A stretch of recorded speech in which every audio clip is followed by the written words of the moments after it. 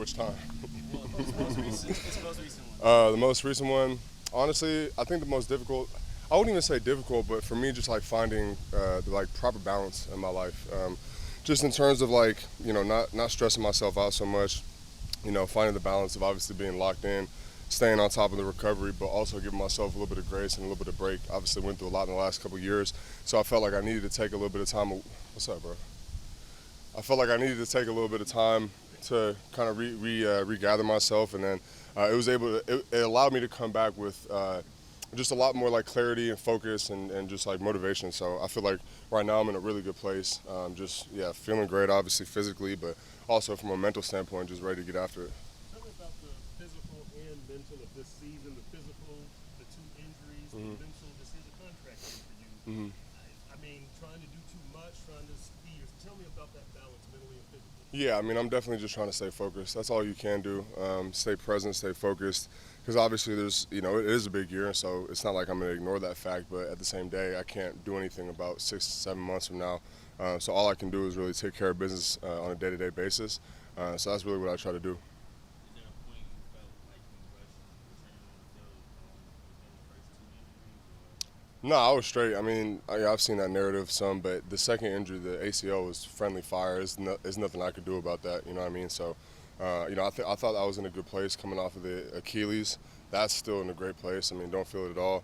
And then even with the ACL, I trust my trainers and my trainers trust me.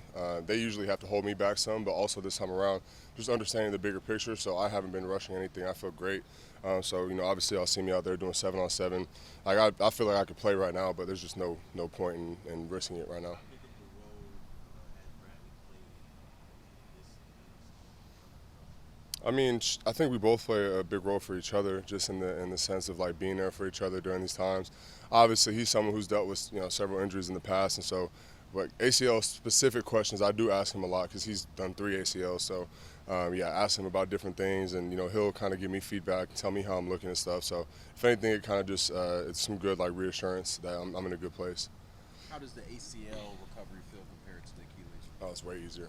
Yeah. It's like night and day, honestly. Like the ACL is walking basically a week after surgery, and then was back to like day-to-day life function after like a couple of weeks. In terms of like coming back to play, I feel like I tend to heal pretty well. I obviously take really good care of my body and have good genetics.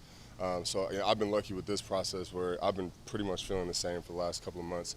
The Achilles was brutal because I couldn't walk for like 4 months. And even coming back off of it, it's just there's so much explosion that's going on through the Achilles. So with the knee, it's obviously a stability matter, but once it's stable, it's just quad strength, getting that back. And we've been working off me and Boone and the training staff and stuff. So yeah, I feel great. Jaelan, you're so good at finding silver linings in adverse situations, and I'm curious from this whole process if there's something that you got out of it that maybe you couldn't have otherwise, whether it was like a technique or something or a mindset. Like, was there something that just kind of came out of this that was an overall positive for you?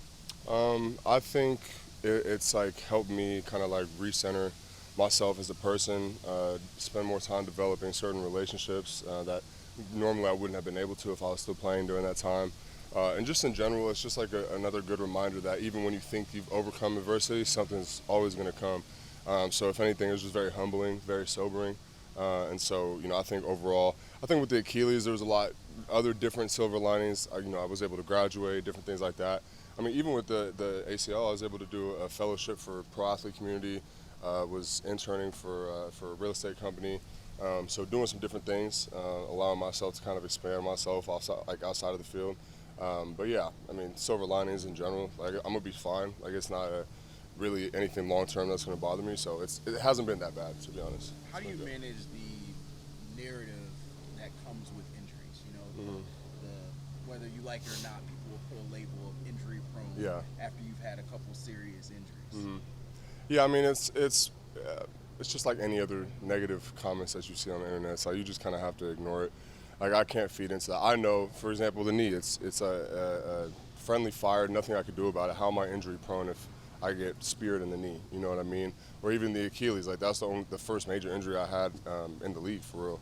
Other than the little bleak shit I had, but. Yeah, I mean, you just hear the narrative and brush it off. You know what you can do. No matter what you do, someone's going to have something to say about it. So, at this point in my career, I feel like I do a pretty good job of being able to see that but not let it, like, affect me too much. Jaelan, did you Bradley and Chop ever talked last year, like imagine what life would be like when all three of you could finally get on the field at the same time? Yeah, I mean, we've been talking about it since Chop got here for real. But it'll be cool to actually get to do it now, and also just like another year under the belt for our defense under Weave, getting the plays together. I think you'll see things open up a little bit more.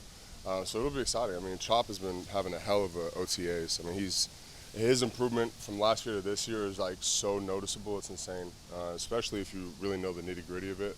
So I'm really proud of Chop. Really excited to see how he's going to keep progressing. Obviously, Bradley looks great. I feel really good. So yeah, it's going to be fun. To me, I want to make sure I have this right. The friendly fire, they put a brace on it, and you went back in the game, right? Do you regret going back in the game? No, I think what's done was done. I don't think I injured it anymore. And even if I did injure it anymore, I wouldn't have it any other way because that's who I am. I'm a warrior, and like frankly, it is what it is. You know what I mean? Like clearly, some damage was inflicted from the jump. So whether it was 5 plays later or the next week or whenever it was, like it was inevitable to happen. I think after that point. So yeah, I mean, I don't regret anything, to be honest. It happens, come out, be stronger from it. So. How were you able to find that balance that you talked about earlier? Trial and error, honestly. Just like seeing what it feels like to, give myself a little bit of space, a little bit of time, a little bit of grace, but also understanding like, life in general is about balance. Like I could go on for a long time talking about it, but in general, I feel like this is the first time that I allowed myself to, like I said, find where my balance was in terms of work, play, relaxation versus, grind, like that. So yeah, I feel like it's still a work in progress, but I've definitely been able to like find really good peace throughout this process. We have a break coming up, several weeks worth. Do you have any special plans to get away from everything? Yeah, I mean, I'm going to Hawaii with my girl, just hang out for 6 days, going back to home to California. I got my kids' camp this Saturday, just hanging out with the family. But honestly, I did plenty of relaxing over the last 7 months, so it's still go mode. I vacationed, I went to Italy, I did all that stuff, so for me, I'm still in go mode for sure. I think there's someone on the team who could tell you where to go in Hawaii. Oh, what, Tua? Yeah, no, I'm going to Maui, so I think he's like Big Island or something like that. But yeah, you probably give me some recs. Jaelan, kind of a complicated question. I'm wondering how you define yourself because you're more than a football player. Like you said, you do the internship, you do community stuff. You're pretty open on social media. Also, how do you define yourself as a man, as a person, as an athlete? That's a good question. I mean, I'm Jaelan Phillips. Like I am who I am. Like I feel like I'm a very open, curious, explorative person. I think that I'm the type, like my mom always used to say, like I'm the type that if you tell me the stove is hot, I gotta touch it to see if it's hot. So I've always just been very curious about everything that life has to offer. And then I think like my personal exploration, like I have a very like heavy fascination with growth in general, especially seeing the things that I've been through and being exposed to so many, like, for me, life has a way of like giving me it basically answers for the test, but then it's up to you to be disciplined and sacrifice enough to actually follow those answers. So, I mean, life is like a very curious thing, and so at 26, I'm still learning so much. But yeah, I mean, I define myself as a good dude, chill guy. I'm a Cali guy, man. I'm chill. You know what I'm saying? But yeah, I like that question. Feeling about culture and culture change. We've heard this before. We heard it going back to last season. What makes what you've experienced or what you've seen this year different than what you saw last year? I think that the biggest thing for me that I've noticed is that, like, with our defense especially, I can't really speak for the offense all that much, but with our defense, like, the leaders are leaders because of merit and because of the respect they earn on the field. Like, they're not leaders because of name or because of how much you make or anything like that. It's like you have to lead to lead. So, guys like Jordan Brooks, guys like T-Dot, guys like Bradley, obviously, Zach Sealer, like these are dudes, the humblest dudes come in, first dudes in, last dudes out type mentality. And so they earn your respect in that way, which I can appreciate. And so I almost feel like we have this not necessarily underdog mentality, but like you don't see a bunch of superstars or like big name superstars on a defense. Like it's almost like the Dolphins' no name defense.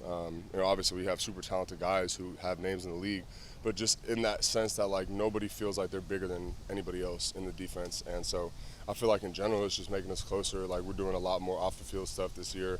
Early on, going to dinners together, just building that bond. So I just feel like by the time the season comes, and especially later on through the season, like after we just keep building the bond, like I'm really excited about the direction of our defense and team in general, obviously, but especially the defense. I know there's a lot of focus on your rehab, but football-wise, do you have any one particular focus point you're trying to do in your game, or even a goal that you've kind of put out there in the air?